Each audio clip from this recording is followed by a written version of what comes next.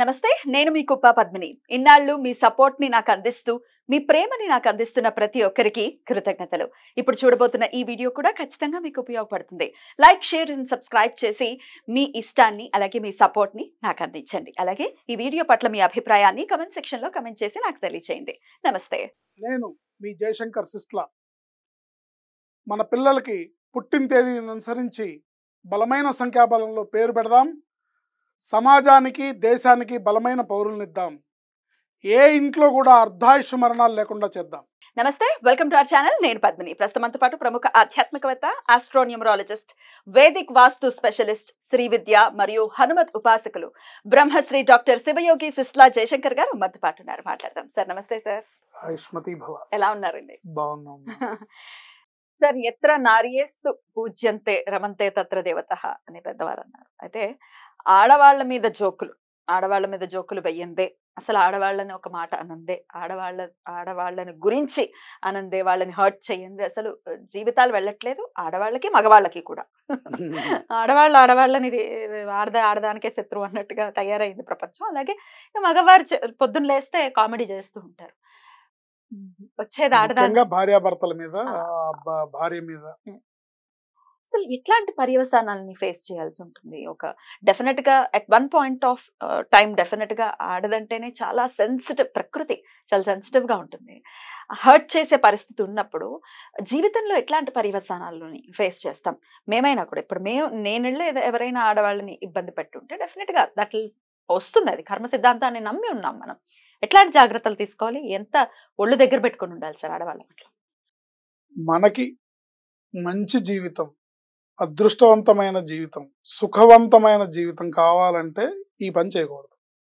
ఆడవాళ్ళని విమర్శించడం కానీ, ఆడవాళ్ళని కామెంట్ చేయడం కానీ చేయకూడదు. ఎందుకంటే men are from Mars, women are from Venus. So శుక్రగ్రహం నుంచి, శుక్రగ్రహం యొక్క ప్రతినిధులు ఆడవాళ్ళు, లక్ష్మీదేవి స్వరూపాలుగా, జగన్మాత స్వరూపంగా మనం చెప్పుకుంటాం. సో వాళ్ళని మీరు నిజంగా భక్తులైనా కాకపోయినా, మీరు భగవంతుడికి భక్తులైనా కాకపోయినా, మీరు ఒక తల్లికి బిడ్డేగా. ఎవరైనా సరే ఒక తల్లికి బిడ్డేగా. ఆ తల్లే లేకపోతే నువ్వు ఎక్కడి నుంచి వచ్చావు? ఆ తల్లి నిన్ను గర్భాన 9 నెలలు మోసి, నువ్వు తన్నులన్నీ గర్భంలో తిని, మళ్ళీ నీకు అన్ని తను కడుపు మార్చుకొని నీకు పెడుతూ, తను తిన్నా తినకపోయినా నీకు పెడుతూ నిన్ను పెంచి పెద్ద చేస్తే ఇంకొకరు ఎవ్వరూ అలా చేయలేరు, ఒక తల్లి తప్ప. ఏంటి? ఎందుకంటే దీనికి సంస్కృతంలో ఒక ఇది ఉంది, చెడ్డ కొడుకు ఉండొచ్చు కానీ చెడ్డ తల్లి ఉండదు. కుపుత్రో న జాయతో కుమాతః అని ఒక సామెత ఉంది. చెడ్డ కొడుకు ఉండొచ్చు, చెడ్డ తల్లి ఉండదు. సో అనుగ్రహం బాగుండాలి, జీవితం బాగుండాలి.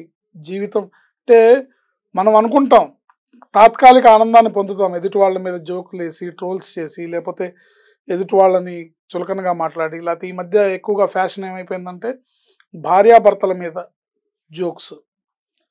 అంటే రోజులు మారినాయి కాబట్టి ఇద్దరు వర్క్ చేస్తుండటంతో కొన్ని పనులు భర్త కూడా షేర్ చేసుకుంటే పంచుకుంటున్నాడు. ఏమిటి అందులో తప్పు? ఏంటి? అది వాళ్ళకి సంబంధించిన విషయం, వాళ్ళ వ్యక్తిగతం. అది వాళ్ళ వ్యక్తిగతం. దాని మీద మీరు కామెడీ చేసి కార్టూన్స్ వేయాల్సిన అవసరం లేదు. జీవితం కామెడీ అవుతుంది. వేసినందువల్ల శిక్ష నీకు పడుతుంది. వాళ్ళు బానే ఉంటారు. ఏంటి? వాకిట్లో స్విచ్ చేస్తే వరండాలో లైట్ వెలిగిందట. సో పనిష్మెంట్ మీకు వస్తుంది. కాబట్టి మనం ఆ శుక్రగ్రహం అనుగ్రహం పొందాలన్నా శుక్రుడు అనుగ్రహాన్ని పొంది, ఎందుకంటే శుక్రుడు అనుగ్రహం లేకపోతే జీవితంలో మీకు ఏ సౌఖ్యమూ ఉండదు. ఒక సంసార సౌఖ్యమే కాదు, ఏ సౌఖ్యమూ ఉండదు, ఏ కంఫర్ట్ ఉండదు, సంపద ఉండదు, ఐశ్వర్యం ఉండదు, ఏమీ ఉండదు. ఏంటి? అందువల్ల అనుగ్రహాన్ని పొందాలంటే ఇంకోళ్ళని విమర్శించకూడదు. ఈ ట్రోల్స్ కూడా సార్ మనం చూస్తూ ఉన్నాము. ట్రోల్ అంటే ప్రత్యేకించని కాదు, ఏదైనా వీడియో చేస్తున్నాము వెంటనే ఆడవాళ్ళని తిట్టడం ఏదో ఒక రకంగా. ఇప్పుడు ఏదో ఒకటి ఉంటుంది కదా. ఇప్పుడు అసూయతో ఇప్పుడు వాళ్ళు ఏదో అందంగా ఉన్నారనుకోండి, ఆ అందాన్ని తిట్టడం, అందంగా రెడీ అవుతున్నారని తిట్టడం, లేకపోతే ఇంకోటి సంథింగ్. ఎవరి పరిస్థితి వాళ్ళది. వాళ్ళు ఎందుకు కష్టపడుతున్నారో, వాళ్ళు ఏ ఉద్దేశంతో చేస్తున్నారో, వాళ్ళ వృత్తిని వాళ్ళు చేస్తున్నారు. Hmm. మీరు కామెంట్ చేసి, మీరు విమర్శించడం వల్ల పాపం గాని, లేదా దాని తాలూకా నెగెటివ్ ఎనర్జీ గాని మీరు మూట కట్టుకున్నట్టు అవుతుంది తప్ప, ఎగ్జాక్ట్ వాళ్ళకేం తప్పు, వాళ్ళకేం పోదు. పడ్డవాడు ఎప్పుడు ఆకా చెడ్డవాడు కాదు. ఆకాశం మీదకి చూసి ఆకాశం మీదకి ఉమ్మేస్తే ఆకాశం మీద పడదు, ఆకాశం చెలించదు కూడా. చెల్లించదు కూడా. ఏంటి, మన మొహం మీదే పడుతుంది. కాబట్టి ఎక్కడైనా సరే స్త్రీ, నాతో సినిమాలో ఒక డైలాగ్ ఉంది, దేన్నైనా పుట్టించగల శక్తి ఇద్దరికే ఉంది, ఒకటి భూమికి, రెండు ఆడవాళ్ళకే. సో ఆడవాళ్ళు అనేది మన మన జీవితంలో ప్రధానమైన పాత్రను పోషిస్తారు. అమ్మవారు ప్రతి ఇంట్లోనూ, ప్రతి బిడ్డ, మనం అందరం కూడా అమ్మవారి బిడ్డలం, ఆ ఆది దంపతుల బిడ్డలం మనం. సో ప్రతి ఇంట్లోనూ ప్రతివాడిని ఆవిడ ఎత్తుకొని మోయేసి ఆలించి పాలించలేదు కదా. అందుకని ఆవిడ మనకి 5 రూపాల్లో మనకి ఆవిడ అనుగ్రహాన్ని చూపిస్తుంది. ఒకటి శ్రీమాత అమ్మవారు, 2 నిజమాత నిన్ను కన్న తల్లి, ఏంటి 3 భూమాత నీకు ఆహారాన్ని అందిస్తుంది, 4 గోమాత 33 కోట్ల దేవతల్ని తనలో నిక్షిప్తం చేసుకొని ఏంటి తన మలమూత్రాలతో సహా నీకు ఉపయోగపడే విధంగా జీవిస్తున్న జీవి. మలమూత్రాలు కూడా పరమ పవిత్రమైనటువంటి అంశాలు. గోమాత. 5 దేశమాత. దేశమాత అంటే సొసైటీ. సొసైటీలో ఉన్న వాళ్ళందరూ, అంటే మనమ్మ, మనక్క, మన చెల్లి వీళ్ళే కాదు, ఎవరైనా సరే అందరూ మనకి సోదరి సోదరులాగా సమానం. ప్రతి స్త్రీని మనం గౌరవించాలి. ఆ గౌరవభావం ఉన్నప్పుడే నీ ఇంట ఐశ్వర్యం నిలబడుతుంది. స్త్రీని చులకనగా చేస్తే అది అమ్మవారిని చులకనగా చేసినట్టే. మీరు వాళ్ళ మీద జోక్స్ వేస్తే అమ్మవారి మీద జోక్స్ వేసినట్టే.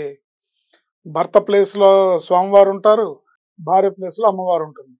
మీరు జోక్స్ వేసినా, కామెడీ చేసినా, ఏం చేసినా అది రివర్స్లో మీ జీవితం మీద రిఫ్లెక్ట్ అవుతుంది.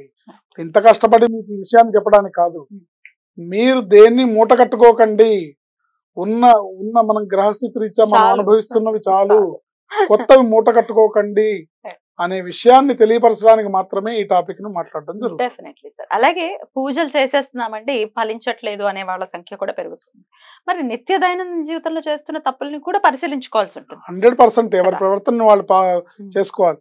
నువ్వు గుళ్ళోకి వెళ్ళి నేను అన్న సమారాధన చేస్తున్నాను, లేకపోతే పూజలు చేస్తున్నాను, యజ్ఞయాగాలు చేస్తున్నాను, హోమం చేస్తున్నాను, ఇంట్లో ఉన్న నీ తల్లికి భార్యకి నువ్వు విలువ ఇవ్వకుండా మాట్లాడి వాళ్ళకి అన్నం పెట్టకపోతే ఉపయోగం లేదు. కరెక్ట్. ఏంటి, యూనిటీ బిగిన్స్ ఎట్ హోమ్ అంటారు.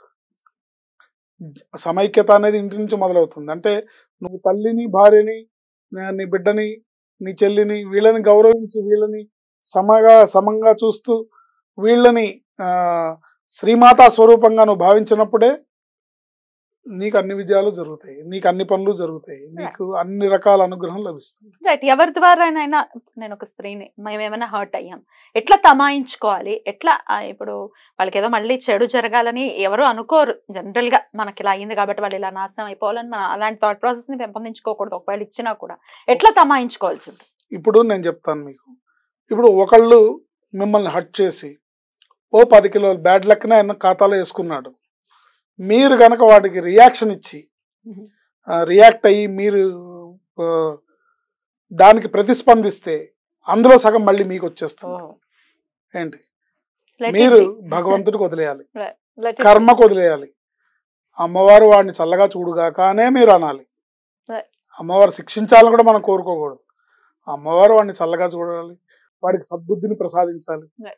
ఏంటి, వాడు ఇలాంటి కర్మని మూట కట్టుకోకుండా ఉండాలి, కనీసం వచ్చే జన్మలో అయినా వాడు బాగుపడాలి అనే థాట్ ప్రాసెస్ తో మనం ఉంటే మనం బాగుంటాం. ఎందుకంటే జీవితం అనేది ఎదుటివాడిని కరెక్ట్ చేయడానికి, అది మన్ని మనం కరెక్ట్ చేసుకుంటూ ముందుకెళ్ళాలి. దానికే సమయం సరిపోదు. అది మన్ని మనం కరెక్ట్ చేసుకుంటూ నైతి నైతి నైతి ఇది కాదు ఇది కాదు ఇది కాదు ఇది కాదు అనుకుంటూ మనం ముందుకెళ్ళాలి. ఏంటి, అసలైన పదార్థం దగ్గరికి చేరాలి. ఆ అమ్మవారి పాదాల దగ్గరకు చేరాలంటే ఈ ముఖ్యంగా నీ ఇంట్లో ఉన్న నిజమాతని, నీ ఇంట్లో ఉన్న సోదర సోదరీమణుల్ని, నీ ఇంట్లో ఉన్న ఇంకా ఇతర పెద్దవాళ్ళు, ఆడవాళ్ళని, పెద్దమ్మలు ఉంటారు, వదినలు ఉంటారు, మరదళ్ళు ఉంటారు. మరదళ్ళని కూతురులాగా చూడాలి, వదినల్ని తల్లిలాగా చూడాలి. రైట్ సార్, చాలా బ్యూటిఫుల్ గా ఎక్స్ప్లెయిన్ చేశారు. మీరు అన్నట్టుగా పరదేవత చెంతకి చేరాలి అని అంటే వెళ్ళాల్సినటువంటి మార్గం డెఫినెట్ గా అది ఒక వైతరిణి నదిలానే ఉంటుంది కాబట్టి బోల్డ్ అని ఉంటాయి, తట్టుకోవాల్సిన పరిస్థితి ఉంటుంది. ఎందుకంటే Reach అమ్మవారి అవ్వాలి అంతే. అనుగ్రహం లభించాలంటే అంత అంత ఆషామాషి విషయం. ఆషామాషి కాదు. సో బుద్ధి కర్మానుసారిణి అనే సూక్తిని అనుసరించి Right. చెడు కర్మ మీ మెడకు చుట్టుకోకుండా ఉండాలంటే Hmm. మీరు చెడు బుద్ధి లేకుండా దుర్బుద్ధి లేకుండా సద్భావనతో ముందుకు వెళ్ళాలి. Right. అప్పుడే మీరు శ్రీమాత శ్రీ మహారాజ్ని శ్రీమత్ సింహాసనేశ్వరి అనే ఆవిడ దగ్గరికి మనం ఆవిడ అనుగ్రహానికి పాత్రలు అవుతామని చెప్పుకోవచ్చు. Beautiful sir, thank you so very much sir. నమస్తే. ఆయుష్మతి భవ.